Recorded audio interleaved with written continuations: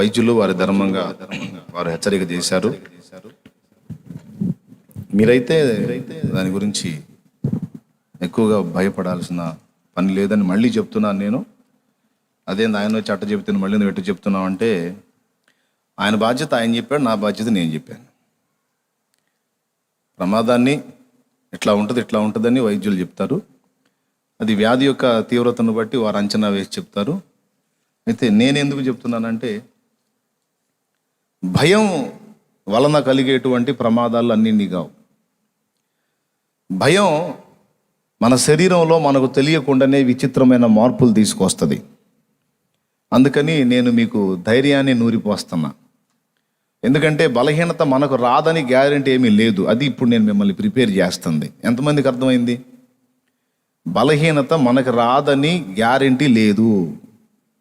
ఎందుకంటే మనం ఎంతోమందిని పనుల మీద వెళ్ళి కలుస్తున్నాం, మాట్లాడుతున్నాం. ఎవరు ఎక్కడెక్కడ టచ్ అయ్యారో తెలియదు కాబట్టి చెప్పలేము. అందుకని ఒకవేళ వచ్చినా, అన్న ఇందాక చెప్పావు టీబీ పేషెంట్స్ నెమ్మున్నోళ్ళకి వస్తే అంతే సంగతులన్నీ, అంటే ఇంక మేము చచ్చిపోవటమేనా అని కూడా అనుకోవద్దు. ఆ పేషెంట్స్ ఉన్నా కూడా నీలో పిరిగితనం లేకుండా ధైర్యం అనేది ఉంటే, దేవుణ్ణి బట్టి ధైర్యం నువ్వు కలిగి ఉంటే, నువ్వు టీబీ పేషెంట్ అయినా కూడా రికవర్ అవుతావు, నెమ్ము పేషెంట్ అయినా రికవర్ అవుతావు, ఇంకా ఏ పేషెంట్ అయినా రికవర్ అవుతావు. ఎందుకంటే భయం మన శరీరంలో మనకు తెలియకుండానే మార్పులు తీసుకొస్తుంది అని చెప్పడానికి కొన్ని మన దైనందిన జీవితంలో జరిగే కొన్ని ఇన్సిడెంట్స్. వాటిల్లో ఒకటి, మనకి గుండె దడ పెరిగిపోయి విపరీతంగా చెమటలు ఎప్పుడు పోస్తాయి? గుండె దడ పెరిగిపోయి విపరీతంగా చెమటలు ఎప్పుడు పోస్తాయి? బాగా పరిగెత్తినప్పుడు హార్ట్ బీటింగ్ పెరిగిపోతుంది. టక్ టక్ టక్ టక్ టక్ కొట్టుకుంటూ ఉంటుంది గుండె, ఒళ్ళంతా చెమటలు పడతాయి పరిగెత్తి ఆగితే. అవునా కాదా? ఒక వ్యక్తి పొలం గట్టు మీద పొద్దుగూకి వెళతా ఉంది. మసక చీకటి పడుతుంది. ఏదో మేత కోసుకొని వెళ్తా ఉంది పొలం గట్టు మీద.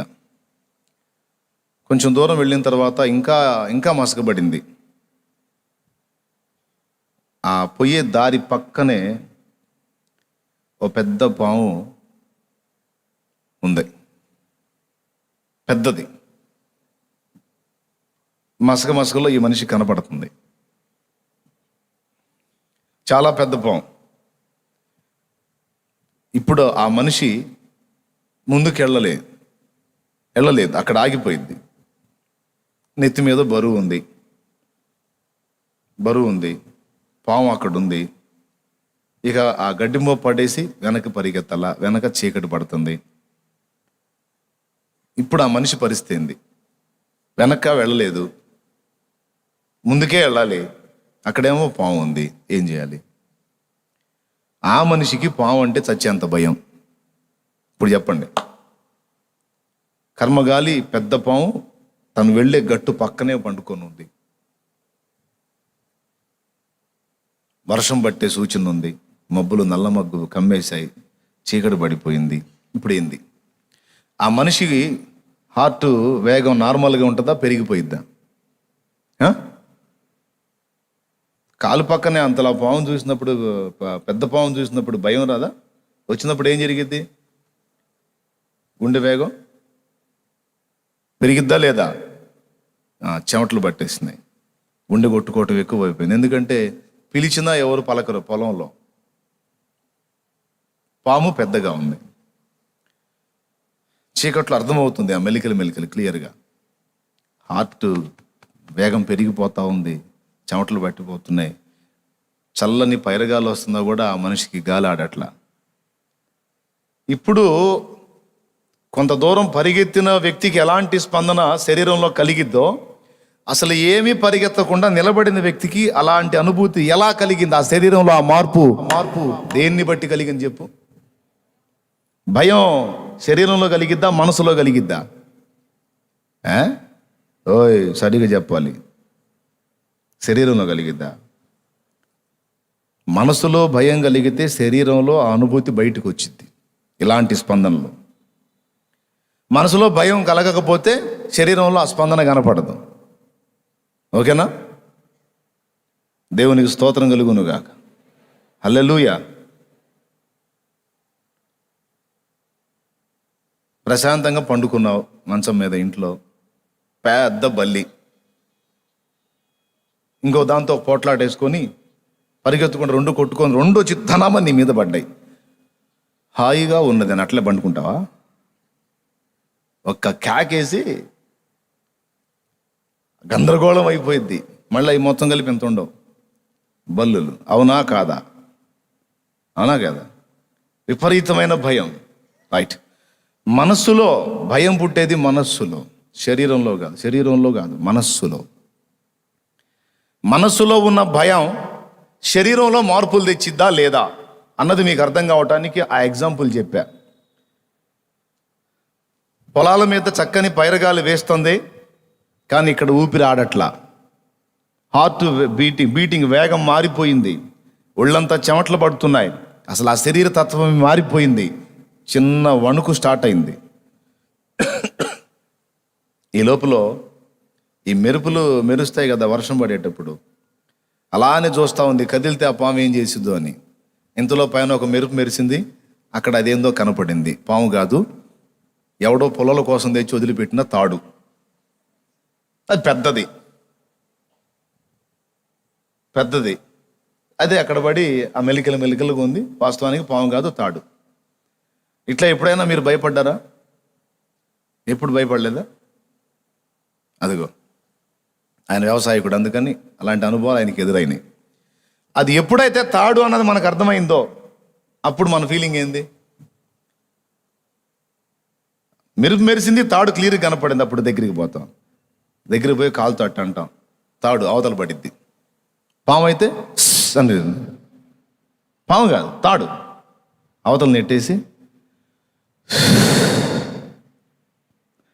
అప్పుడు మళ్ళీ హార్ట్ బీటింగ్ మెల్లగా కంట్రోల్లోకి వస్తుంది. అప్పటిదాకా గాలి వేస్తున్నా ఈ మనిషికి గాలి ఆడలేదు. ఎప్పుడైతే అది తాడు అని అర్థమైందో, ఊపిరి ఎప్పుడైతే బిగబట్టిందో, ఊపిరి ఫ్రీగా వదిలేసిందో, ఆటోమేటిక్గా చల్లని పైరగాల అలా ముఖాన్ని తగిలి అమ్మా చచ్చిపోయాను అనుకున్నా అని ఇక పోయి ఆ గడ్డి మోపు ఎక్కడుందో ఎడబడేసిందో ఆ మోపు తీసుకొని చక్కగా వెళ్ళిపోతాం. అంటే మనిషి శరీరంలో మార్పులు మనస్సులో జరిగే కార్యాలు తీసుకొస్తున్నాయి. వ్యాధి ఉండొచ్చు, వేరే కారణాల చేత వ్యాధి రావచ్చు, అది వేరే సంగతి. కానీ బలహీనత ఏ వ్యాధి లేకపోయినా మనస్సులో భయం ఉంటే వ్యాధి తయారైద్ది అనటానికి ఇది ఒక ఎగ్జాంపుల్. ఎంతమందికి అర్థమైంది? ఓకేనా? అది కాబట్టి మనసులో భయాన్ని వెళ్ళగొడితే చాలా వ్యాధులు దూరంగా ఉంటాయి మనకి. ఎవరికోళ్ళు తమకు వచ్చిన బలహీనతను గురించి వికృతంగా ఆలోచించుకోవటం, నా పని అయిపోయింది అని పదే పదే అనుకోవటం, దానికి భయపడటం అనేది చేస్తే దాని తీవ్రత పెరిగిద్ది. ఏ జబ్బైనా, ఆఖరికి క్యాన్సర్ అయినా సరే, దేవుని బట్టి నీవు ధైర్యం తెచ్చుకున్నట్లయితే దాన్ని కూడా వెనక్కి తిప్పగలిగేంత ఇమ్యూనిటీ నీ బాడీలో తయారైద్ది. దాన్ని కూడా ఎదుర్కోగలిగిన సత్తా నీ శరీరంలో ఏర్పడిద్ది. కాబట్టి దీన్ని గుర్తుపెట్టుకోండి. అందుకే ఒక వ్యాధి సమస్య కాదు, దేనికి కూడా యేసు ప్రభు ముందు చెప్పే మాట ఏమిటంటే భయపడకుడి అంటాడు ఆయన. నోరు తెరిస్తే ఆయన చెప్పే మొదటి మాట ఏంటి? పెద్దగా చెప్పండి, భయం లేకుండా, ఇంకొంచెం ధైర్యంగా చెప్పండి. అది కాబట్టి ఇప్పుడు ఏం పడకండి. పడితే ఏదైనా చంపేస్తుంది మనిషిని. ఏదో పెద్ద వ్యాధి, స్పెషల్ వ్యాధి రావసరలా. మా నాన్న అంటాడు, కోతి పుండే బ్రహ్మరాక్షసి అని. అట్లా కాబట్టి చిన్నదైనా సరే నీ ప్రాణం తీస్తుంది, కాబట్టి జాగ్రత్త. ఓకేనా? ఏది భవిష్యత్తులో ఒకవేళ నీకు వచ్చినా నువ్వు ఎట్లా ఫీల్ అవ్వాలి అంటే ప్రిపేర్ చేస్తున్నా. ఎట్లా ప్రిపేర్ అవ్వాలి, నువ్వు ఎట్లా సిద్ధపడాలి? వచ్చినా ఏం కాదు, అదే పోతుంది. యేసయ్య ఉన్నాడు, ఆయన యందు విశ్వాసం ఉంది, నాకు ధైర్యం ఉంది, ఆయనే స్వస్థపరుస్తాడు. ఏం ప్రాబ్లం లేదు. నీకు చేతనైనట్టు దేవుడు నీకు ఇచ్చిన పరిధిలో వైద్యులు ఇచ్చినటువంటి సలహా పాటించి ఏదైనా మెడిసిన్ ఇస్తే యూజ్ చేయి. మెడిసిన్ లేదు అంటే ఏం భయపడవా. హెచ్ఐవి పాజిటివ్ నెగిటివ్గా మారిద్దా, కానీ మీకు ప్రార్థన విజయాలు 10వ 11 9వ పెట్టాను. అది 9వది. 2 రిపోర్ట్స్ మీకు చూపించాను. ఆ 2 వ్యక్తులు ఇప్పటికీ సజీవంగా ఉన్నారు. ప్రభు చిత్తమైతే మరోసారి లైవ్లో వాళ్ళని కూడా చూపిద్దాం. దేవునికి మహిమ. హెచ్ఐవి పాజిటివ్ వచ్చిన వ్యక్తికి మళ్ళీ నెగిటివ్ రావటం వైద్య పరిభాషలో అవకాశం లేదు. వైద్య విధానంలో మందు లేదు అసలు దానికి. కానీ ఎలా మారింది? 1కి 2 చోట్ల 2 సార్లు. వినుకొండలో టెస్ట్ చేశారు, పాజిటివ్. నరసరావుపేటలో టెస్ట్ చేశారు, హెచ్ఐవి పాజిటివ్. ప్రభువుని ఆశ్రయించి ప్రార్థన చేసుకుని, దైవజన చేత ప్రార్థన చేయించుకొని, వాళ్ళు కూడా ప్రార్థనలో దేవునితో పెనుగులాడుకొని గోజాడుకొని CD4 కౌంట్ కోసం వెళ్ళారు వాళ్ళు గుంటూరు టెస్ట్ కోసం. అంటే వ్యాధి స్వస్థపరచమని ప్రార్థన చేశారు. అసలు వ్యాధి ఏ స్థాయిలో ఉందో చూయించుకుందామని గుంటూరు వెళ్ళారు. గుంటూరు వెళ్ళి ఆ బ్లడ్ శాంపిల్ ఇచ్చారు. వాళ్ళు తీసుకొని 2 days ఆగి రమ్మన్నారు. 2 రోజుల తర్వాత వెళ్ళారు. డాక్టర్ గారు అడిగాడు, ఏ సమస్యతో మీరు వచ్చారంటే CD4 కౌంట్ కోసం వచ్చామండి అంటే, CD4 కౌంట్ ఏంది, అసలు వాళ్ళకి హెచ్ఐవి లేదుగా అన్నాడు ఆయన. వాళ్ళకి హెచ్ఐవి లేదు కదా, ఎందుకు?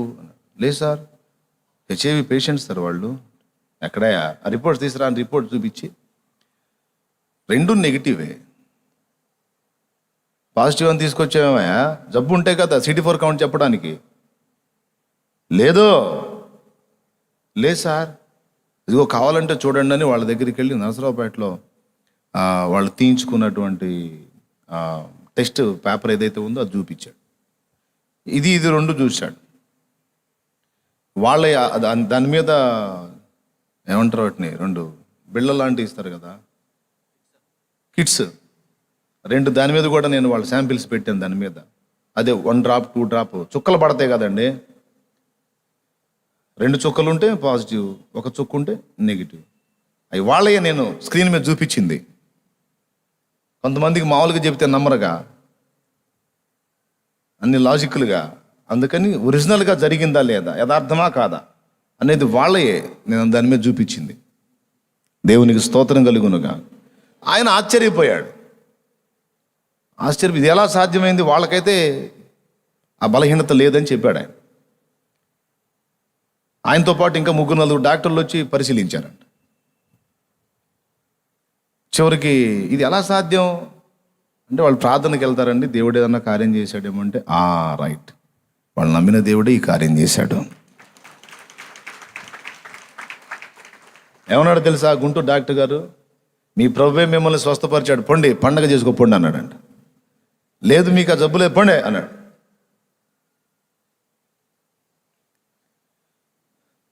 నీకు సాధ్యమే, సర్వం సాధ్యమే, ఒక మాట పలికిన చాలు. నీకు సాధ్యమే, సర్వం సాధ్యమే, ఒక మాట పలికిన చాలు. అయ్యా ఒక మాట పలికిన చాలు. అయ్యా ఒక మాట పలికిన చాలు. విన్నపాలు విను దైవమా, నా కన్నీరు గాంచు దైవమా, స్వస్థతనిచు దైవమా, నీకే స్తోత్రము యేసయ్యా, నీకే స్తోత్రము యేసయ్యా. విన్నపాలు విను దైవమా.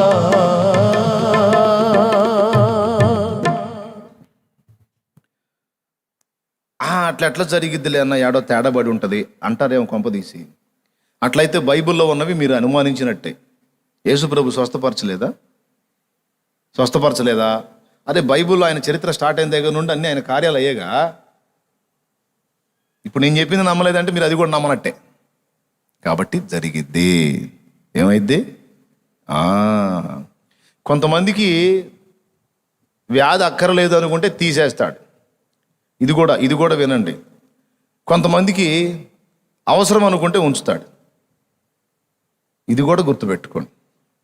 కొంతమందికి అది తీసేశాడు అనుకో, ఇక మాటినరు. కొంతమంది ఎలుగుబంట్లు ఉంటారు. అర్థమైందా? ఈ ఎలుగుబంట్లకి అది తీసేస్తే మాటినరు అనుకుంటే దాన్ని ఉంచుతాడు. ఊరుకొన్నా నేను అట్లా ఎందుకుంటాను, కానీ నేను ఎంత మంచివాడిని, ఎంత మంచిదాన్ని అని ఒకవేళ మనం అనుకోవచ్చు. ఏమో నీ ఫ్యూచర్ నీకేం తెలుసు, ఆయనకి తెలుసు. ఎవరికి?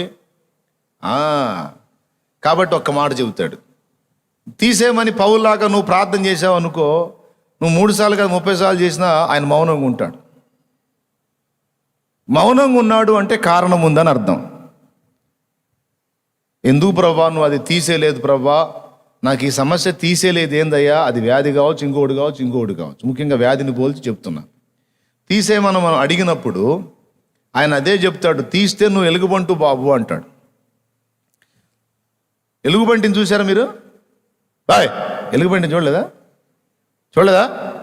ఆ ఇళ్ళమ్మటి తీసుకొస్తారుగా, దాన్ని ముక్కుకు తాడేదో కట్టి దాన్ని వెంట్రుకతో అంతరం కూడా చేసి ఇస్తుంటారు, అమ్ముతూ ఉంటారు. ఎలుగుబంటి యంత్రాలు అనుకుంటూ వస్తారుగా ఇళ్ళమ్మటి. చూడలేదా?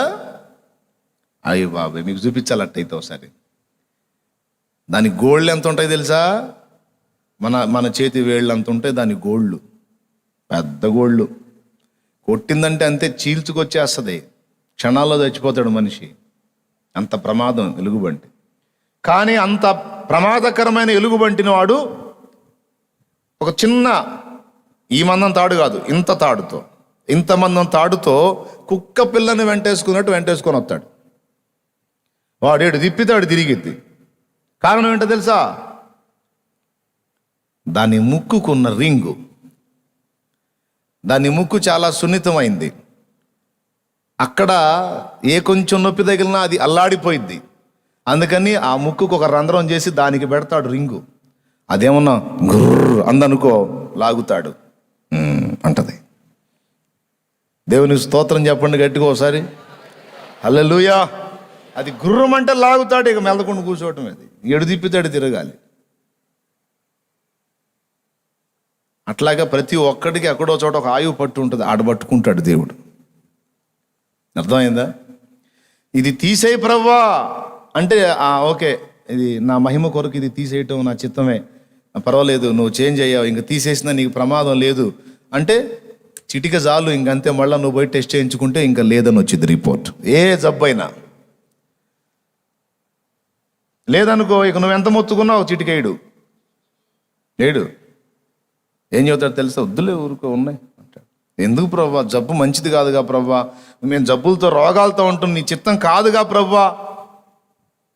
కొంతమంది దైవజనులు అంటారు, మనము రోగులమై ఉండుట దేవుని చిత్తము కాదో. మరి పౌలు రోగి అయి ఉండట దేవుని చిత్తమా? బాబు, రెండు ఉన్నాయి. కొన్నిసార్లు మనం ఆరోగ్యవంతులంగా ఉండటం దేవుని చిత్తం, కొన్నిసార్లు మనం రోగులు అవటం కూడా దేవుని చిత్తం. యాకోబు ఆరోగ్యవంతుడిగా నడచుట దేవుని చిత్తం కొంతకాలం, తర్వాత తొడగూడు జారుట దేవుని చిత్తం. స్తోత్రం. పనిగట్టుకొని ఆయన్ని కుంటోని చేశాడు చూడండి, అవిటివాడిని చేశాడు చూడండి. అది దేవుని చిత్తమా? అసలు ఏ బలహీనత అయినా దయ్యందేగా అని కొంతమంది మాట్లాడతారు. అవును, రోగం, బలహీనత సాతాను దూతలే అనుకుందాం. ఎందుకంటే పౌలన్న అన్నాడు, నా శరీరంలో ఒక ముళ్ళు సైతాను దూతగా ఉంచబడింది, అది నా యొద్ద నుండి తొలగిపోవాలని ముమ్మారు ప్రభువుని వేడుకుంటుని, అందుకైనా నా కృప నీకు చాలుంది, బలహీనత ఎందే నా శక్తి పరిపూర్ణమగుచున్నదని నాతో అనినని 1 కొరింథీ పత్రిక 12వ అధ్యాయం 7వ వచనం నుంచి చదివితే నేను చెప్పిన మాటలు ఉన్నాయి. కాబట్టి ఎందుకు వచ్చింది? నేను అత్యధికముగా హెచ్చిపోకుండునట్టు. ఎందుకు వచ్చింది? నేను పాడైపోకుండునట్లు. ఎందుకు వచ్చింది? దేవుని బలము నాలో పరిపూర్ణత చెందునట్లు. కావాలని అనుమతించాడు నా శరీరంలో ఒక బలహీనత. అది తీసేయినా తట్టుకోలేకపోతున్నాను.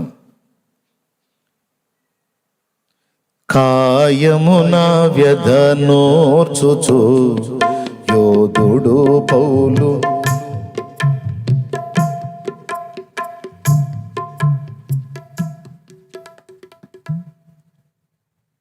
మన లైన్లో లేడు, సరే నేను పాడతా. కాయమున వ్యధనోర్చుచు యోధుడు పౌలు సాయామి ధరగోరుచు.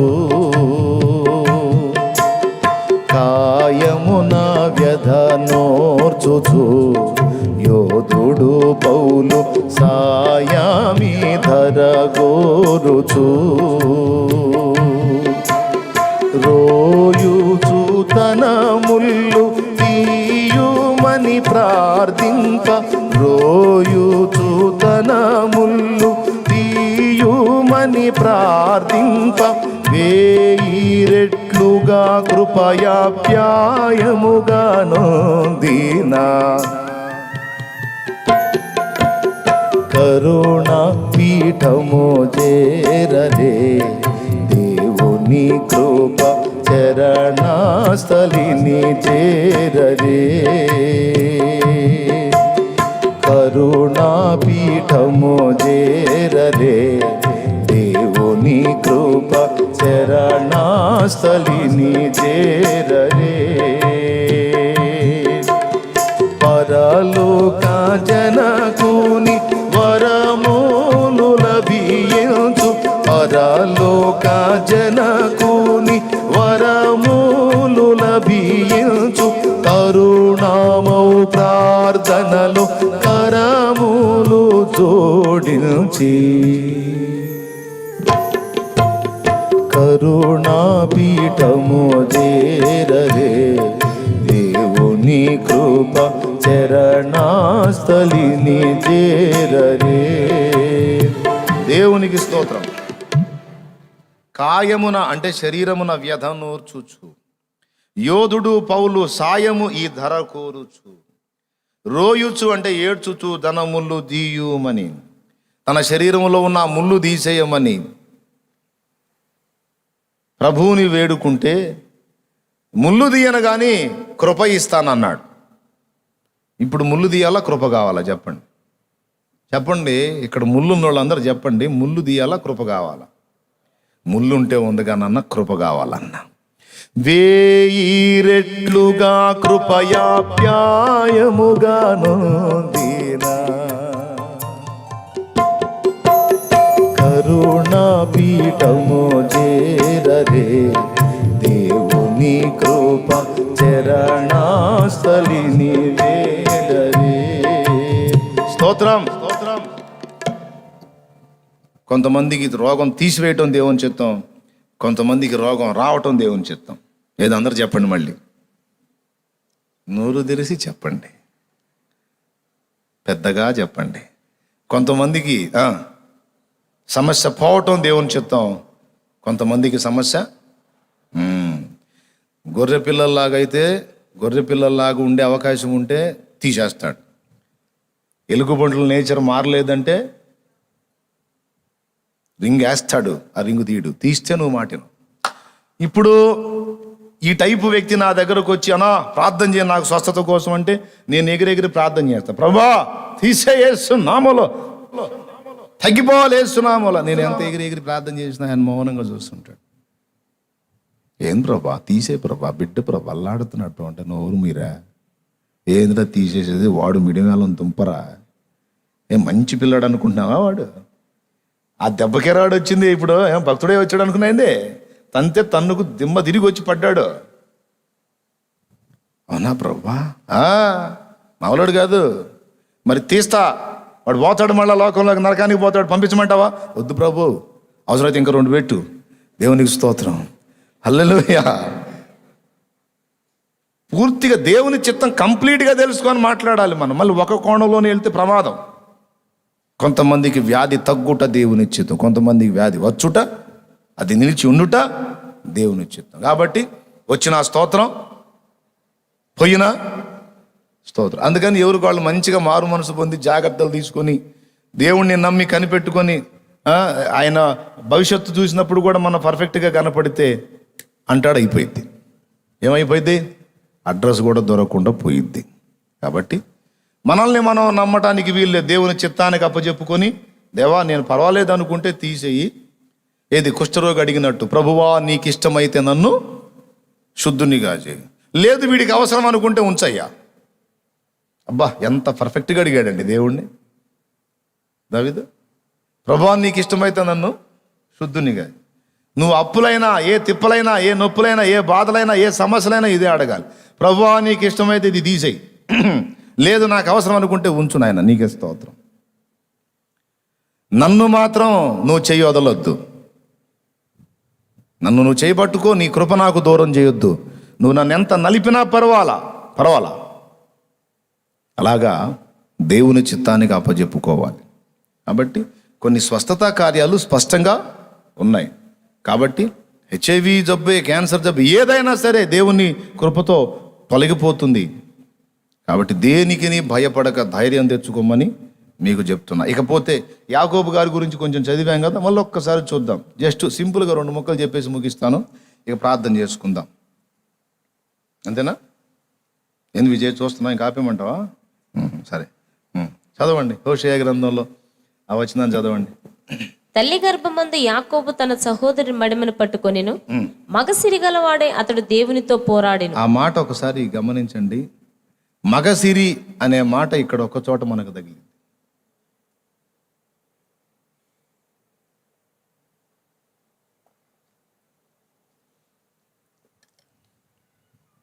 దేవుడు అందరినీ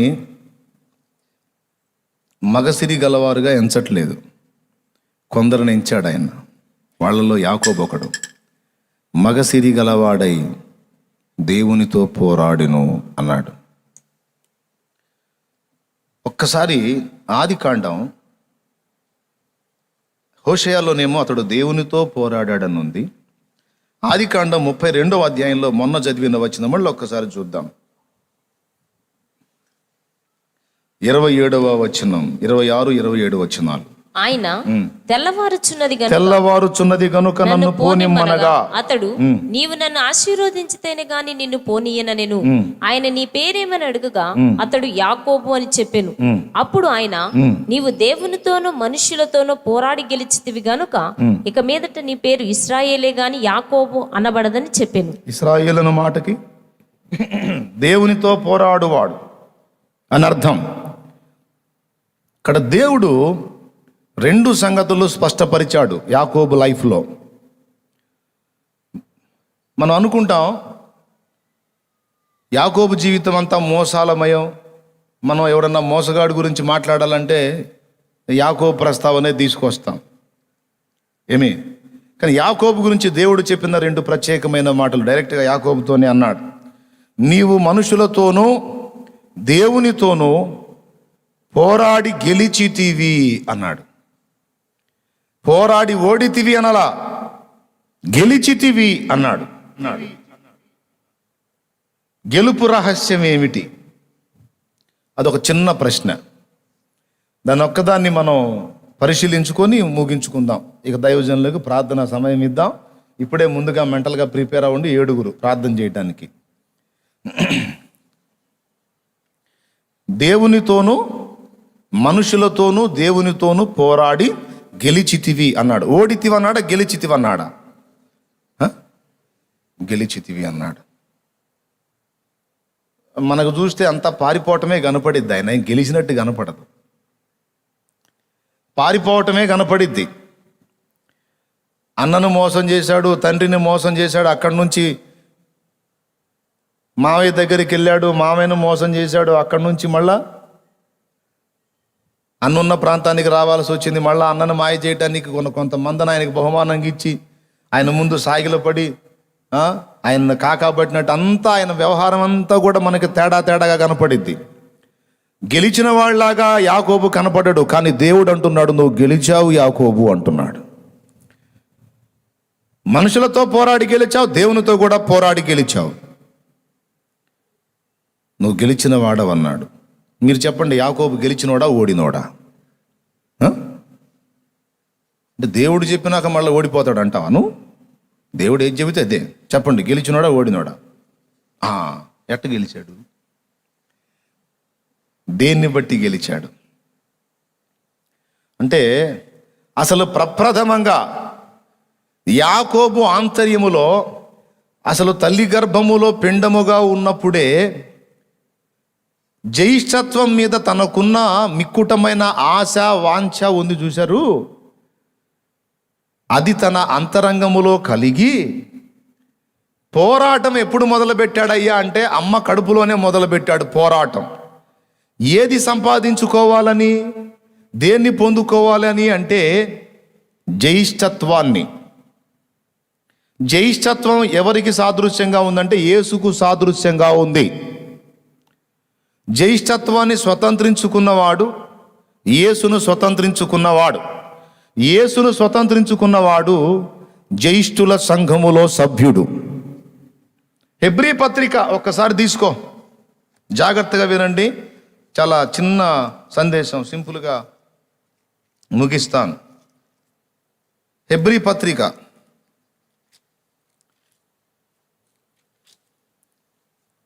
12వ అధ్యాయము 22వ వచనం చూడు త్వరగా. ఇప్పుడైతే సియోను కొండకును జీవము గల దేవుని పట్టణమునకును అనగా పరలోకపు యెరూషలేమునకును వేవేల కొలది దేవదూతల యొద్దకును పరలోకమందు వ్రాయబడి ఉన్న జ్యేష్ఠుల సంఘమునకును. అద్దుగో, పరలోకమందు వ్రాయబడిన జ్యేష్ఠుల. ఇప్పుడు జ్యేష్ఠుడు ఒకడా, జ్యేష్ఠులు అనేకులా? చెప్పండి. ఇప్పుడు మా ఇంట్లో మా అన్నయ్య నేను ఉన్నాం. ఇప్పుడు మా అన్నయ్య జ్యేష్ఠుడు, నేను కూడా జ్యేష్ఠుడిని అవుతానా? కాను కదా. ఇప్పుడు మావాడు ముందు పుట్టాడు కనుక మావాడికి పెళ్లి కార్డులు ఏమి రాస్తారు? ఫలానా పేరు కలిగిన అబ్బాయి మా జ్యేష్ఠ పుత్రుడు అంటారు. నాకు కనిష్ట పుత్రుడు, చౌరోడు అంటారు. కానీ ఇక్కడ జ్యేష్ఠుడు ఒకడు అని చెప్పట్లా. జ్యేష్ఠులు ఒక సంఘము. ఇంకా చెప్పాలంటే టోటల్ సార్వత్రిక సంఘం ఎంతమంది అయితే ఎత్తబడే గుంపులో ఉంటారో వారందరికీ దేవుడు పెట్టిన పేరు వీరు జ్యేష్ఠులు అని. ఒక చిన్న మాట చెప్పనివ్వండి. ఇప్పుడు యేసయ్య తన కుమారుడు అనేక సహోదరులలో జ్యేష్ఠుడగునట్లు అన్నాడు. రోమాపత్రిక 8వ అధ్యాయం 29వ వచనంలో. ఎందుకనగా తన కుమారుడు అనేక సహోదరులలో జ్యేష్ఠుడగునట్లు అన్నాడు. ఇప్పుడు ఆయన జ్యేష్ఠుడైతే ఇక మనం ఎవరిమి? కనిష్ఠులం. పాయింట్ మర్చిపోవద్దు. ఆయన జ్యేష్ఠుడైతే మనం కనిష్ఠులం. కనిష్ఠులమా నికృష్టులమా? పెద్దగా చెప్పండి. మీరు కనిష్ఠులు అన్నట్లేదు, నికృష్టులు అన్నట్టుంది. సరిగా చెప్పండి.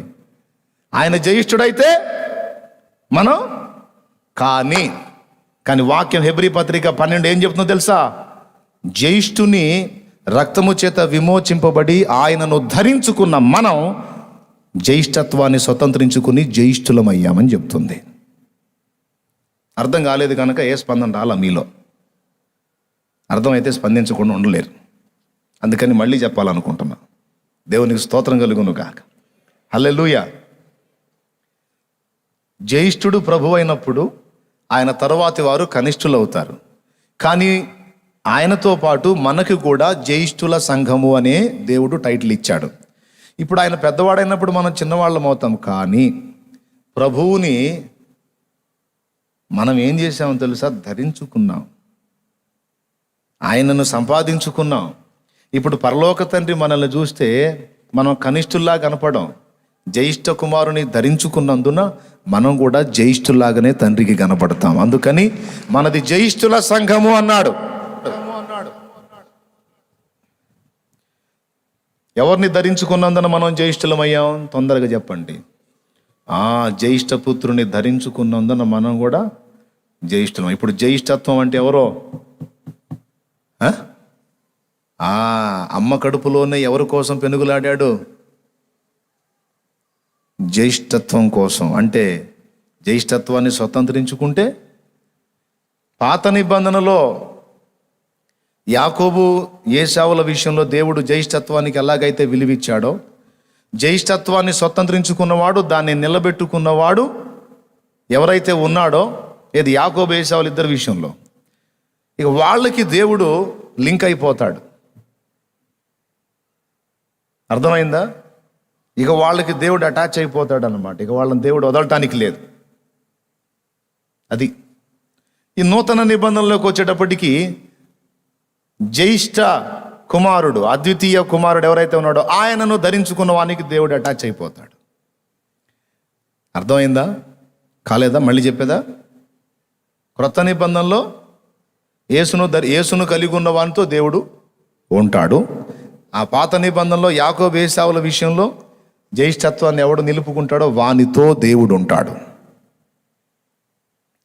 అందుకని ఈ పిండాలుగా ఉన్నప్పుడే యాకోబుకి నేను జ్యేష్ఠుణ్ణి కావాలి, నేను జ్యేష్ఠుణ్ణి కావాలి, నేను జ్యేష్ఠుణ్ణి కావాలి. పోరాటం ఎప్పుడు మొదలుపెట్టాడయ్యా అంటే పిండంగా ఉన్నప్పుడే. ఫలించిందా? ఫలించలా. బయటకు వచ్చాడు, ఏశావే ముందుకు వచ్చేసాడు. బా, మిస్ అయిందిరా. ఎక్కడికి పోతావురా? ముందు పుడితే నేనే వదిలిపెడతాను అనుకున్నావేంది? సామవేద దండోపాయాలను ఉపయోగించి నేను కొట్టాను అనుకుని పోరాటం మానలా పోరాడుతూనే ఉన్నాడు. పెరిగారు, పెద్దోళ్ళు అయ్యారు, ఒక ఏజ్కి వచ్చారు. వచ్చినాక అవకాశం చిక్కింది. ఒక రోజు బాధ, రోజు అదే ఆరాటం. నా పెద్ద కుమారుడా ఏశావా అని వాళ్ళ నాన్న అంటే యాకోబుకి ఏం బాధో బాధ. వీడు అయ్యాడే, జ్యేష్ఠుడు అయ్యాడే. అబ్రహాము కుమారుడగు ఇస్సాకు, ఇస్సాకు కుమారుడగు ఏశావు అంటారు కానీ యాకోబు అందరు కదా. రే నేను మిస్ అయ్యానే. రోజు ఏడుపు, పోరాటం. అదను చూస్తా ఉన్నాడు. ఒకరోజు రానే వచ్చింది. ఏం చేశాడో మీకు తెలుసు. ఈ ఏశావు వేటకెళ్తాడు, ఏ ఆహారం దొరకదు. యాకోబేమో వాళ్ళ అమ్మ దగ్గర ట్రైనింగ్ కదా, కలగూర వంటకం రెడీ చేసుకుంటాడు. ఈలోపు అతను తిరిగి ఆకలై ప్రాణం సమసిల్లి వచ్చి, యాకోబు ఏంట్రా ఎందుకు రెడీ చేస్తున్నావు అన్నాడు. ఏదైతే నీకెందుకు, నా పని నన్ను చేసుకొని ఆకలి అవుతుందిరా, చచ్చేటట్టున్నాను, కాస్త బెటరా. ఏయ్ ఏంటి పెట్టేది? పొద్దున్న నుంచి కష్టపడి రెడీ చేసుకున్నా, నేను పెట్టేటానికి ఏంటి? కుదరదు. పోరాటం.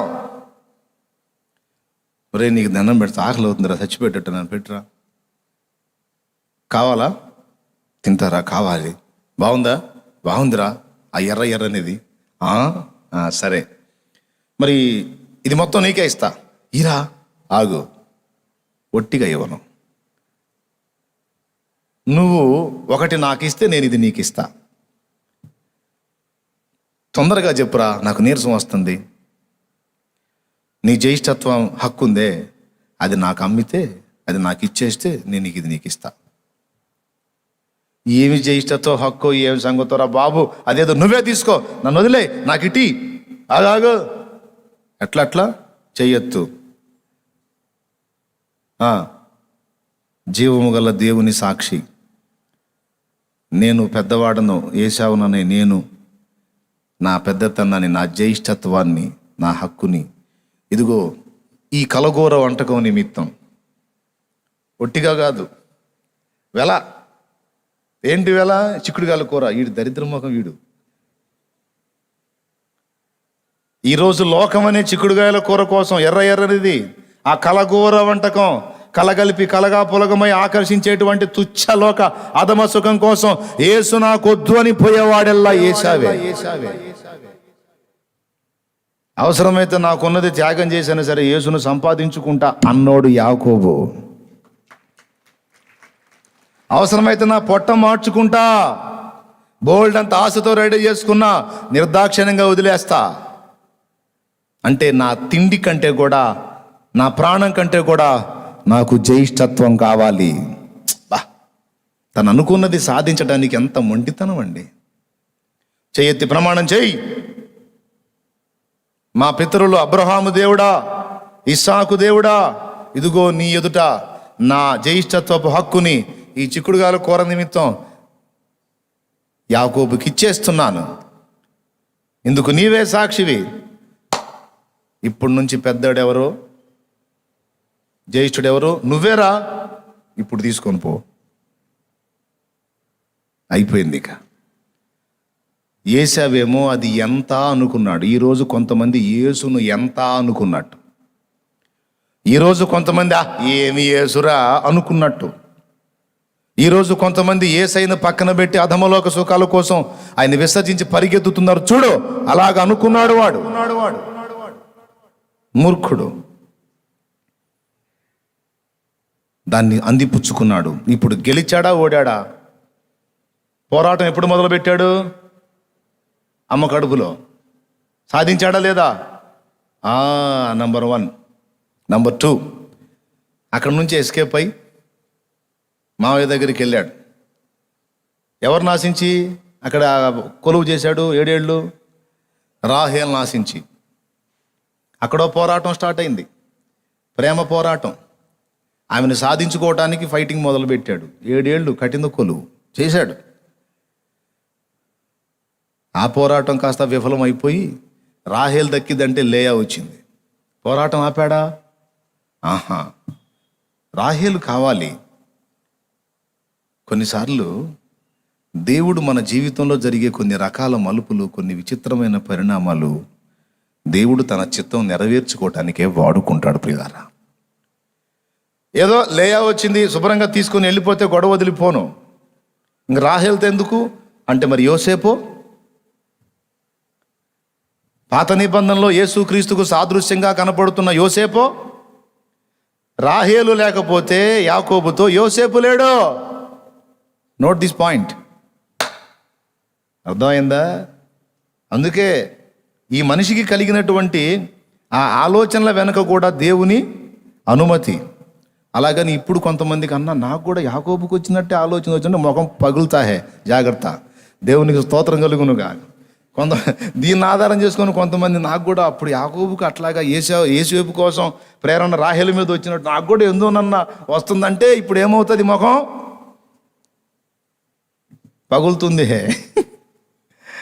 అది ఓల్డ్ టెస్టిమెంట్, బహుభార్యత్వం ఉంది, ఆ వాక్యానుసారంగా అవకాశం ఉంది కనుక ఛాన్స్ ఇచ్చాడు. ఇప్పుడు లేదు. ఇప్పుడు యోసేపు ఏం అవసరం లేదు, నువ్వేం టెన్షన్ పడాల్సిన అవసరం లేదు, నువ్వేం యోసేపును ఉత్పత్తి చేయాల్సిన అవసరం లేదు. ఏం లేదు, కొంచెం సందు చిక్కిందంటే చాలా ఎక్కడన్నా వాక్యం వెంటనే వెళ్ళిపోతారు థాట్స్లోకి. అందుకే నాకు కూడా ఏందో అమ్మాయి మీద అట్లా ఆలోచన వస్తుంది అని అందుకే చెబుతున్నా, పళ్ళు రాలుతాయి స్పష్టంగా. అట్లాంటి ఆలోచనలు ఎవరు చెయ్యరాదు. అప్పుడు స్టోరీ కోసం దేవుడు అట్లా నడిపించుకున్నాడు. ఇప్పుడు నీ నుండి రావాల్సిన జనాంగం కోసం ఎవరో నీకు దగ్గర నీకు ఇచ్చాడు. ఇక ఆమె నీకు రాహేలు అంతే. మళ్ళీ లే అలాగ ఫీల్ అవ్వకు, ఆమె నీకు రాహేలు అంతే. దేవునికి మహిమ. తొందరగా చెప్పండి, మనం ప్రార్థన చేసుకుందాం. అందిందా? అందల 7 ఏళ్ళు. మళ్ళా 7 ఏళ్ళు కొలువు చేస్తే రాహేలును కూడా ఇస్తా అన్నాడు. ఆమెను సంపాదించడం కోసం 14 ఏళ్ల పోరాటం సాధించాడు. ఆమెను కూడా స్వీకరించాడు. 2 భార్యలు, 2 భార్యలకి 2 దాసీలు, 4. ఆ 4 అయితే కానీ 12 మంది ఇశ్రాయేలు గోత్రకర్తల లైన్లోకి రారు. మొత్తం ప్లాన్. భక్తులు చేసిన స్టోరీస్ ఒట్టిగా స్టోరీగా చదవకండి, దాని వెనకుండి పావులు కదుపుతున్న వాడిని గుర్తుపట్టండి. బ్లంట్గా స్టోరీ చదువుకుంటూ వెళ్ళిపోవకండి. ఈ స్టోరీ వెనక ఒకని ప్రమేయం ఉంది, ఒకని ఇన్వాల్వ్మెంట్ ఉంది. యాకోబు పారిపోవటం వెనక కూడా ఆయన అనుమతి ఉంది తెలుసా? మోషే పారిపోవటం వెనక కూడా ఆయన అనుమతి ఉంది. ప్రతి కదలికలో, దేవుని భక్తుల ప్రతి కదలికలో ఆయన అనుమతి, ఆయన ఆలోచన, ఆయన ప్లాన్ అన్నీ.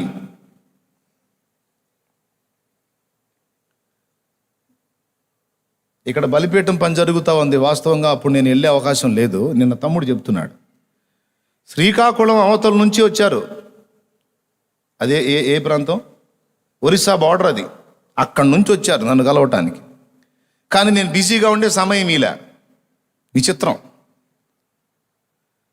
సమయం ఇలా వర్క్ జరుగుతూ ఉంది, దీని మీద దృష్టి పెట్టి మనోడు ఏం చేశాడు తెలుసా? గుంటూరు గోరంట్ల నేను ఎప్పుడప్పుడు ఏకాంతానికి వెళ్తాగా, ఎప్పుడన్నా ప్రశాంతత కోసం అక్కడికి వెళ్ళి కాసేపు గడిపి వస్తాను, నా అలవాటు అది. ఇప్పుడు వెళ్ళట్లేదులే, కరోనా వచ్చిన దగ్గర నుండి జనాలకి. లేకపోతే ఏదో ఒక జామున వెళ్ళిపోయి కాసేపు అక్కడ గడిపి రావటం నా అలవాటు. కాసేపు అట్లా ఏకాంతంగా దేవునితో కాసేపు కొన్ని గంటలు అక్కడ గడిపి వస్తా. ఎవరికి చెప్పేది లేదు, ఎవరిని పలకరించేది లేదు, సైలెంట్గా వెళ్ళిపోయి. ఎందుకంటే ఇక్కడ ప్రశాంతంగా ఉన్నప్పటికీ నన్ను ఇక్కడ ఒంటరిగా ఉన్నీరు. నేను కనపడితే చాలు ఇక రౌండ్ చేస్తూ ఉంటారు. అందుకని నన్ను పట్టించుకొని స్థలం వెళ్ళాలి అక్కడికని ఎటో కట్టి వెళ్తూ ఉంటాను. అక్కడికే కాదు, స్టువర్ట్పురం వెళ్తా కొన్నిసార్లు. లెమన్స్ ఇవాంజలికల్ ఫెలోషిప్ ఉంది కదా, స్టువర్ట్పురం కూటాలు జరుగుతాయి, అక్కడ ప్రశాంతంగా ఉంటుంది. ఎక్కడ ప్రేరణ వస్తే ఆడికి. మరోసారి ఇంకో ప్రదేశానికి వెళ్తా, ఇంకో చోటకి వెళ్తా, లేకపోతే మన మందిరాలు అద్దంకి మందిరం కానీ విపర్ల అట్లా ఏదో ఒక మందిరం దగ్గరికి వెళ్ళి గడుపుతా. నన్ను ఎవరో పట్టించుకొని స్థలం చూసుకొని గడుపుతా. గోరంట్ల, స్టువర్ట్పురం, మన మందిరాలు ఎక్కడో చోట ఏకాంతం కోసం వెళ్తాను నేను. ఆ తమ్ముళ్ళు ఇక్కడికి వచ్చారు, కలవలేదు నేను. వాళ్ళు పోయి అక్కడ మోకాళ్ళుని ప్రార్థన చేస్తూ ఉన్నారు. ప్రభువా, అన్న ఎప్పుడన్నా ఒకసారి ఇక్కడికి వస్తూ ఉంటాడు, దయచేసి ఇప్పుడు మేము ఇక్కడికి వచ్చాం, అక్కడ గలవలేదు కనుక నీ సెలవు అయితే అన్నని ఇక్కడికి రప్పించు ప్రభువా అని ప్రార్థన చేశాను నిన్ను చెప్తున్నాడు. నిజమేనా? ఆ తమ్ముడులే ఒకసారి పైకి లేచిన పడ్డు. తమ్ముడు విశాల్ ఒరిస్సా బార్డర్ నుంచి వచ్చాడు. దేవునికి స్తోత్రం కలుగును గాక. ఆయన అక్కడ ప్రార్థన చేశాడు. ఇక్కడ నా మైండ్ మారిపోయింది. నా అంతరంగంలో ఒక ఆలోచన పుడుతుంది, ఏకాంతంగా వెళ్ళాలని. కారణం, అక్కడ ఒకడు మోకాళ్ళుని ప్రార్థన చేస్తున్నాడు. ఏమనో తెలుసా? ప్రభువా, నన్ను నిజంగా నువ్వు ఏర్పరచుకుంటే, నిజంగా నేను నీ సంకల్పంలో ఉంటే, ఇంకా ఏంటో నువ్వు అనుకున్న మాటలు, ఆయన సేవ కొరకు పిలువబడ్డ పిలుపుని రూఢి చేసుకోవడానికి ఒక సూచన అడిగాడంట అక్కడ. అలాగని మళ్ళీ మీరు మోకాళ్ళుని సూచన అడగండి, ఇది విన్న తర్వాత కుదరదు. దేవునికి స్తోత్రం కలుగును గాక. అది అన్ఎక్స్పెక్టెడ్, ఊహించకుండా జరిగింది. అట్లాగే మళ్ళీ మీరు మోకాళ్ళు, అయ్యా నువ్వు నిజంగా నన్ను ఏర్పరచుకుని ఉంటే, నేను నీ బిడ్డని అయితే చాలామంది ఇక్కడికి రావాలని 1000 మంది అడిగారు అనుకో, అప్పుడు నేనేం గాను? కొన్నిసార్లు అలాగ నడిపిస్తాడు అంతే. ఆయన ప్రేరేపించాడు. అక్కడ ప్రార్థన చేస్తున్నాడు, ఇక్కడ నాతో దేవుడు మాట్లాడుతూ ఉన్నాడు. మాట్లాడటం అంటే ఏంటి? ఇష్టం కలుగుతుంది, వెళదాం, ఏకాంతానికి వెళ్దాం. ఎటు పోదాం? ఇటు అద్దంకి వెళ్దామా, విపల్లపల్లి వెళ్దామా, స్టువర్ట్పురం వెళ్దామా? లేదు, గోరంట్లు వెళ్దాం, కాసేపు అక్కడ ప్రశాంతంగా గడుపుదాం, ఆడ ఎవరు పట్టించుకోరు అనిపించింది. అప్పుడప్పుడు వర్క్ జరుగుతూ ఉంది, అప్పటిదాకా హడావుడి చేసి సడన్గా బండి తీసుకొని ఆంతో వెళ్ళిపోయా. ఇక్కడ మిస్ అయినందుకు అక్కడికి ప్రార్థనలోంచి లేచి అలా కూర్చున్నారు. నేను నడుస్తూ వెళ్ళటం తమ్ముడు చూసి కన్నీళ్లు పెట్టుకుని దేవుని మహింపరిచాడు. నా కోసం రప్పించావా దేవా. ఇది యాదృచ్ఛికమా? అనుకోకుండా జరిగిందా? యాదృచ్ఛికంగా జరిగిందా? కాదు. ఒకని ప్రార్థనకు స్పష్టమైన జవాబు. నాకెందుకు ఈ ప్రేరణ వస్తుందో నాకు తెలియదు. నేను ఒక ఆలోచనతో పోతా, కానీ అక్కడ ఒకరి ప్రార్థన ఉంది.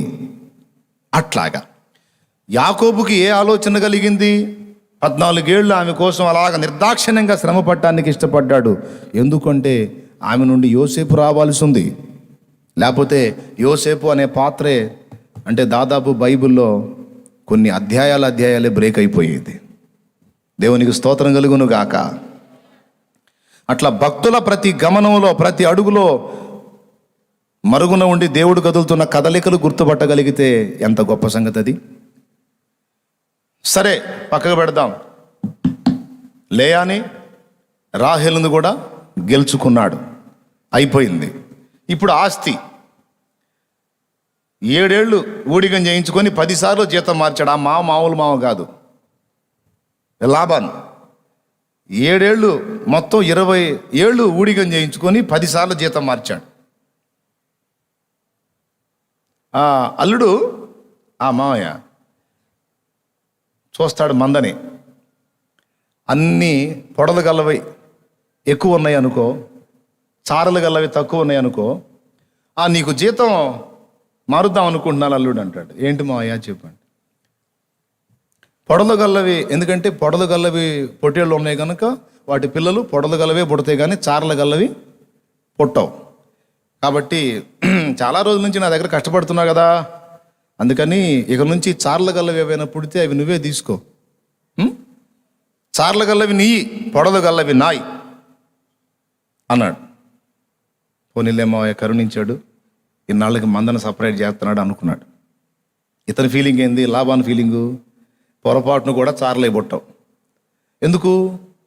మందలో ఉన్నాయన్నీ పొడలు గలవే. పాపం ఇలాగా ఫ్రాడ్ చేయటం అన్నమాట, మోసం చేయటం, మోసగాడిని మోసం చేయటం. మోసగాడు కూడా పాపం ఏం చేద్దాం, అమాయకంగా అట్లనే మావయ్య అన్నాడు అని ఆయన ఏదో ప్రయోగాలు చేశాడు. చినారు జంగిచాలు మొక్కలు తీసుకొచ్చి, వాటి మీద సార్లు ఉంటాయి, అవి తీసుకొచ్చి మంద చూలు కట్టు సమయమున నీళ్లు తాగడానికి వచ్చిన దగ్గర నాటి అతని ప్రయోగం మీద అతను చేశాడు. అవి చూసి చారలు గల్లవి గన్నవి పొట్టేళ్ళు పొడదు గల్లవైన గొర్రెలు చారలు గల్ల వాటిని కన్నవి అన్నట్టు ఉంటుంది. కానీ అసలు వాస్తవం యాకోబు తర్వాత భార్యలకు చెప్తాడు, నేను చినారు జంగిసాలు మొక్కలు పెట్టినందున అట్లా పుట్టలేదు, మీ నాన్న నన్ను మోసం చేయాలని పొడదగల పొట్టేళ్ళు ఉంటే పొడదగల పిల్లలు పుడతాయి, అంత మాత్రం తెలియదు నాకు పొట్టేళ్ళు కాసేవాడికి, అందుకని మీ అయ్యగారు తెలివితేటలు ఉపయోగించి చారల గల్లవి నీ అన్నాడు. కానీ నాకు తెలుసు నన్ను మోసం చేస్తున్నాడని, కానీ నా దేవుడు నాకు తోడై ఉన్నాడు, నన్ను వదల్లా ఆయన, నాతో పాటు ఆయన ఇక్కడికి వచ్చాడు, ఆయన సన్నిధి నాతో కూడా ఉంది. మీ నాన్న ఏమన్నాడు? చారలు గల్లవి నీ వగును పొడదు గల్లవి నా వగును అన్నాడు కదా. మీ నాన్న ఆ మాట అన్న మరుసటి సమయం చూస్తే మందంతా చారలు గల్లవి కన్నది. మందంతా చూస్తే నెక్స్ట్ పిల్లలన్నీ చూస్తే చారలు గల్లవే. లాబాను బిత్తరపోయాడు, ఇదేందిరా పొడలు గల్లవి పుడుతాడు అన్ని చారలు గల్ల. అల్లుడు అన్నాడు మళ్ళీ, ఏంటి మావయ్య ఇట్రా, బాగా కష్టపడుతున్నావు, నీ జీతం మారుద్దాం అనుకుంటున్నాను. అవునా మాయ, చెప్పురా చెప్పు, మళ్ళీ ఏం మెలిగ పెడతావో పెట్టు. ఇక నుంచి అంటే ఇతనేమనుకున్నాడంటే, మందంతా ఇక చార్ల గల్లవి పెడితే కాబోలనుకున్నాడు. పొడలు గల్లవన్నీ నీవి, చార్లు గల్లవి ఇక నుంచి నావి అన్నాడు. అదేంది మొన్న పొడలు గల్లవి నీవి చార్ల గల్లవి నావి అని అప్పచెప్పావు కదా, మళ్ళీ ఇదేంటంటే ఎందుకు అట్లా అనిపిస్తుంది అల్లుడు, ఇక నుంచి నేను చెప్పినట్టు చెయ్యి, లేకపోతే వెళ్ళిపో, మంద నాది, నీ ఇష్టం. సరే, మళ్ళా దేవునికి ప్రార్థన చేసుకున్నట్టున్నాడు. మళ్ళా నెక్స్ట్ ఇయర్ చూస్తే మందంతా పొడలు గల్లవి పిల్లలు పెట్టినవి, చార్లు గల్లవి కనపడట్లా. ఈ రకంగా ఆయన ఏది చెబితే అది జరుగుతుంది. ఏది లాభాన్ని ఏది ఆశిస్తే దానికి వ్యతిరేకంగా యాకోబుకు అనుకూలంగా దేవుడు చేస్తూ వచ్చాడు. ఎందుకు అంతగా తోడై ఉండి తనకు నష్టపుచ్చాలని ప్లాన్ వేసినా కూడా దాన్ని లాభంగా మారుస్తున్నాడు? దేవుడు తోడై ఉన్నాడు. దేన్ని బట్టి అంటే జ్యేష్ఠుణ్ణి కోరుకున్నాడు కదా. దేవునికి స్తోత్రం కలుగును గాక. ఆయనను కోరుకున్నందున, ఆయన ఇచ్చే ఆ ఆశీర్వాదం కోరుకున్నందున ఇక దేవుడు అతనితో లింక్ అయిపోయాడు. ఇక యాకోబు ఎటుపోతే నటు పోవాలి. ఈ విధంగా భార్యల దగ్గర, సొమ్ము దగ్గర, జ్యేష్ఠత్వపు హక్కు దగ్గర, ఆశీర్వాదం దగ్గర, దీవెన దగ్గర పోరాడి పోరాడి పోరాడి మొత్తం సాధించుకున్నాడా లేదా? గట్టిగా చెప్పండి. ఇది భౌతికమైన ఆశీర్వాదం అనుకుందాం. భౌతికంగా బ్లెస్ అయ్యాడు. తర్వాత అవన్నీ రేవు దాటిచ్చి ఇప్పుడు దేవునితో కూర్చున్నాడు. దా అని ఒక మనుషుడు, ఒక నరుడు యాకోబు వద్దకు వచ్చి తెల్లవారు వరకు అతనితో పెనుగులాడాడు. యాకోబుతో తెల్లవారుజాము అవుతుంది. ఇక ఆయన అంటాడు, అప్పటిదాకా ఇతనితో పెనుగులాడి నన్ను వదిలో, నేను వెళ్ళాలంటాడు. ఏంటి వదిలేది? కుదరదు, నన్ను ఆశీర్వదించితేనే కానీ నిన్ను పోనీయను. చదువమ్మా వచనం తొందరగా. 32 ఆదికాండం 32. తెల్లవారుచున్నది కనుక నన్ను పోనిమ్మనగా ఆ. అతడు నీవు నన్ను ఆశీర్వదించితేనే గాని నిన్ను పోనీయన నేను ఆయన నీ పేరేమని అడుగగా అతడు యాకోబు అని చెప్పెను. అప్పుడు ఆయన నీవు దేవునితోనూ మనుషులతోనూ పోరాడి గెలిచితివి గనుక ఇక మీదట నీ పేరు ఇశ్రాయేలే గాని యాకోబు అనబడదని చెప్పెను. దేవునికి స్తోత్రం కలుగును గాక. ప్రియులారా, ఆ మాటను గమనించండి. నీవు నన్ను ఆశీర్వదించితేనే గాని నిన్ను పోనీయను అని దేవుడు గమనించాడు. తర్వాత చదువు తల్లి. అప్పుడు యాకోబు నీ పేరు దయచేసి తెలుపుమనెను. అందుకు ఆయన నీవు ఎందు నిమిత్తం నా పేరు అడిగితివని చెప్పి అక్కడ అతన్ని ఆశీర్వదించెను. అదుగో, నీవు దేవునితోనూ మనుషులతోనూ పోరాడి గెలిచితివి. నువ్వు గెలిచావు. దేవునికి మహిమ కలుగును గాక. దీవెన పొందాడా, పొందకుండా వదిలాడా? దేవుణ్ణి పొందాడా, పొందకుండా? అరే, తొడగూటి మీద నరాన్ని కొడితే గూడు వసిలిపోయినా సరే దేవుని పాదాలు వదలలేదు. అందుకని మగసిరి గలవాడన్నాడు. చదువు మళ్ళా హోషేయలో ఆ వచనం చదువు ముగించుకుందాం. యాకోబు మగసిరి గలవాడాయి దేవునితో. తల్లి గర్భమందు యాకోబు తన సహోదరుని మడిమను పట్టుకుని అక్కడ స్టార్ట్ అయింది పోరాటం. మగసిరి గలవాడై అతడు దేవునితో పోరాడెను. మనుషులతో పోరాడాడు, వారిని జయించాడు. ఇప్పుడు దేవునితో పోరాటం పెట్టుకున్నాడు. దేవునితో కూడా గెలిచాడని రాశాడు. దేవుడే చెప్పాడు, నన్ను గెలిచావు యాకోబును. యాకోబు గెలిచాడంటే దేవుడు. కొద్దిగా చెప్పండి ఆ ఒక్క ముక్క. యాకోబు గెలిచాడు అంటే ఇక దేవుడు ఎంత మంచి మనస్తత్వమో చూడండి ఆయనది.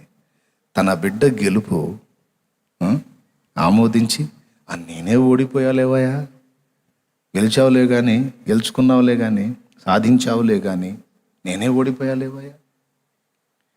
మీకు తెలుసా, మన దేవుడు మన ఎదుట ముచ్చటగా ఓడిపోతుంటాడు కొన్నిసార్లు.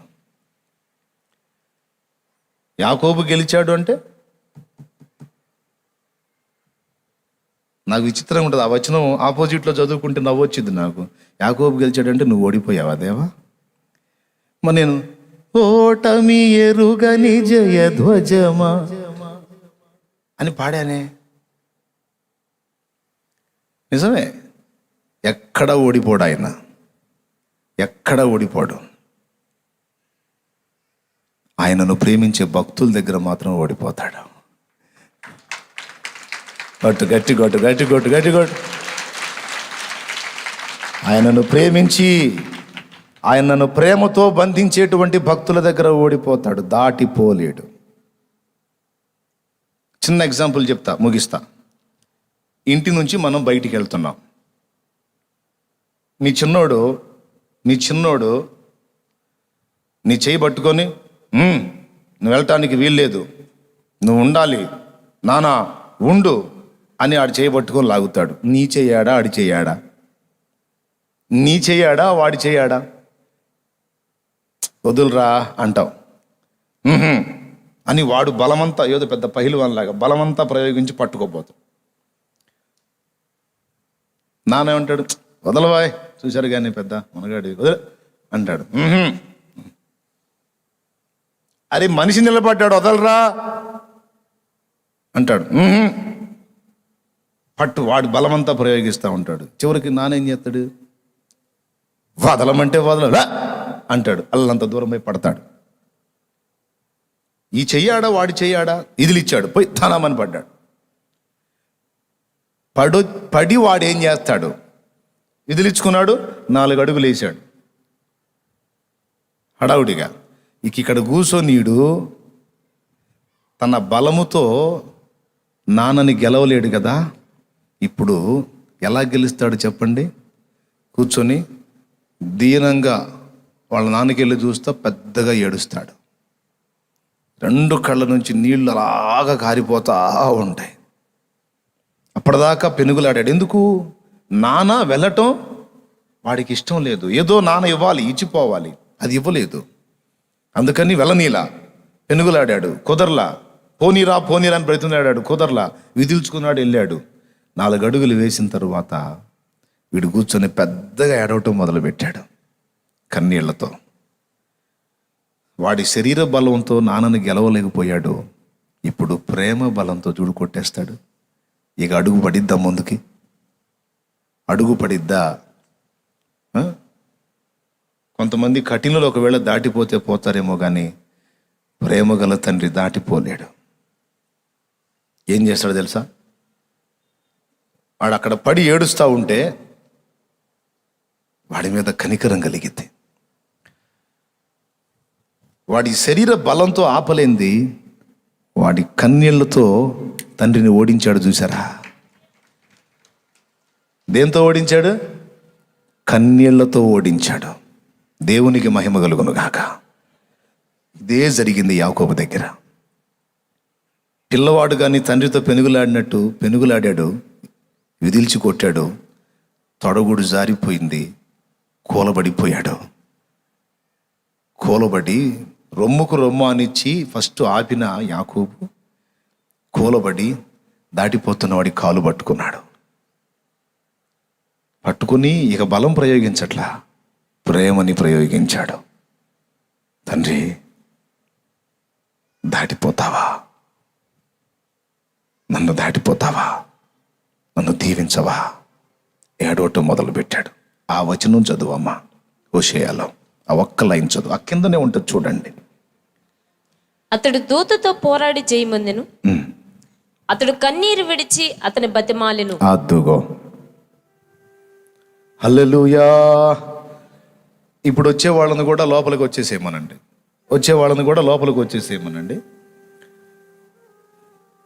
మొత్తాన్ని లోపలికి వచ్చేసేయమనండి, రానివ్వండి మొత్తాన్ని. ఇప్పుడు వచ్చే వాళ్ళని లోపలికి రానిచ్చేసేయండి. కొంతమంది ఆ బయటనే ఈ ప్రార్థనలో, ఈ మెసేజ్లో ఏకీభవించండి. ఇంతటితో ముగించుకుందాం. 1500 అడుగుల దూరం వరకు కంటైన్మెంట్ జోన్ కింద ఉంచుతారంట. సో జనాలు గుంపు కూడకూడదు అని మరి పోలీసు వారు తెలియజేశారని ఒక మాట చెప్పారు. కాబట్టి మనం కూడా రెస్పెక్ట్ ఇద్దాం. నెక్స్ట్ ఆరాధన బ్రేక్ చేద్దాం. వాస్తవంగా నేను అనుకుంది 5 కూటాలేలే, ఈ రూపేణ దేవుడు అది జరిగించాడు. దేవునికి మహిమ కలుగును గాక. హల్లెలూయా. ఇప్పుడు మనం ప్రార్థన చేసుకుందాం. వారు కోరారంట ఈ ఒక్క ఆరాధనతో బ్రేక్ తీసుకుని ఆలోచన చేయండి అని వాళ్ళు తెలియజేశారని చెప్పారు. ఇదే రసీదు, పేపర్ వచ్చింది, అందుకని అంటే మనోళ్ళు రాశారులే. ఇది పోలీసు వాళ్ళు గౌరవనీయంగా వాళ్ళు తెలియజేశారు కనుక గౌరవనీయంగానే మనం వ్యవహరించడం మంచిదని నా అభిప్రాయం. ఏమంటారు? ఈ ఆరాధనతోనే క్లోజ్ చేసుకుందాం. దేవునికి మహిమ. అందుకని వచ్చిన వాళ్ళు చక్కగా ఎక్కడ వాళ్ళు అక్కడ కూర్చోబెట్టండి. అటుపక్క ఆ వెనక గ్యాప్ ఉంది, ఆ చివరిలో. తర్వాత ఇటుపక్క పందిళ్లలో చైర్స్ ఉన్నాయి, అక్కడ స్పీకరో బాకానో కట్టండి. ఇప్పుడు ప్రార్థనలో అందరం ఏకీభవిద్దాం. చివరి మాట మీకు గుర్తుంది కదా, దేవుడు ఓడిపోతాడా? వామ్మో, మీకు పని చేయట్లేదు, అమ్మో మైండ్ పని చేయట్లేదు, అయ్యో దేవుడు ఓడిపోతాడా? మళ్ళీ అది ఓడిపోతాడు. ఎక్కడ? తన భక్తుల కొడుకులపై తండ్రి జాలి పడు విధమున భక్తి పరుల కొడుకులపై తండ్రి జాలి పడు విధమున భక్తి పరుల ఎడల జాలి పడును దేవుండు. తన భక్తి పరుల ఎడల జాలి పడును దేవుండు. భూ సంబంధమైన తండ్రికైనా కనికరం ఉండదేమో కానీ మన కన్నీళ్లు దేవుణ్ణి కట్టిపడేస్తాయి.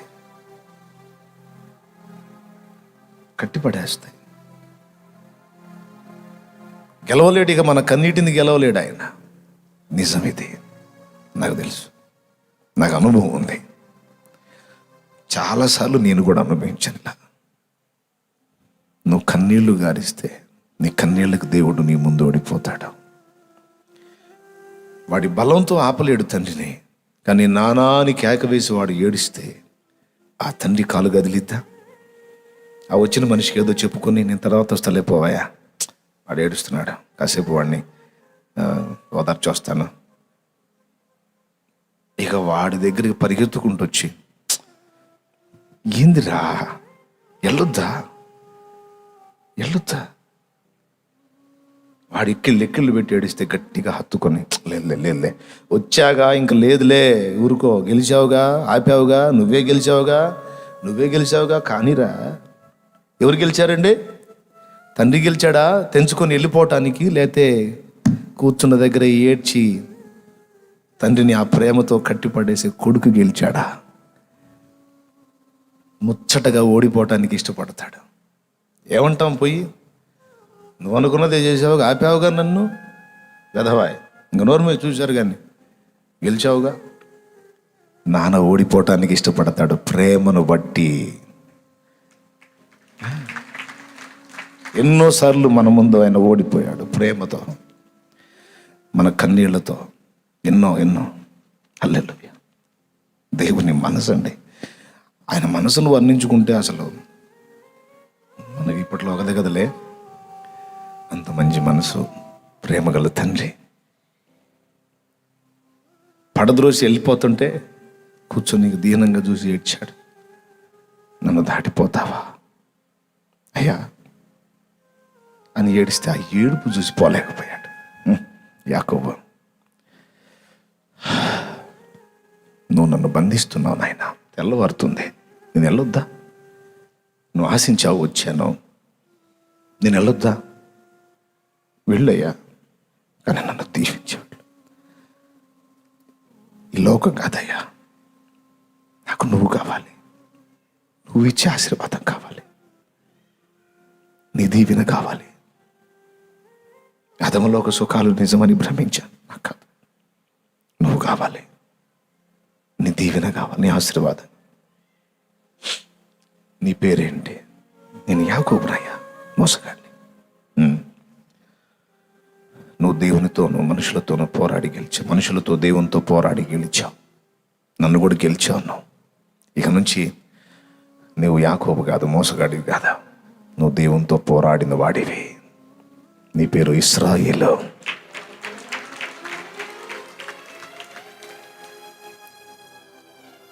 నీ పేరేమి? నా పేరు ఎందుకు నీకు అని ఆయన అక్కడ యాకోబును ఆశీర్వదించెను. బా, గెలిచాడు. ఈరోజు మనం ఎదుర్కొంటున్న పరిస్థితుల్లో అవి భౌతికమైనవైనా ఆత్మీయమైనవైనా, దేవుని ముందు మనం మన బలాన్ని ప్రదర్శించేదానికి కాదు కానీ మన కన్నీటిని. ఎందుకంటే ఆయనను కట్టిపడేసేది మన కన్నీళ్ళే.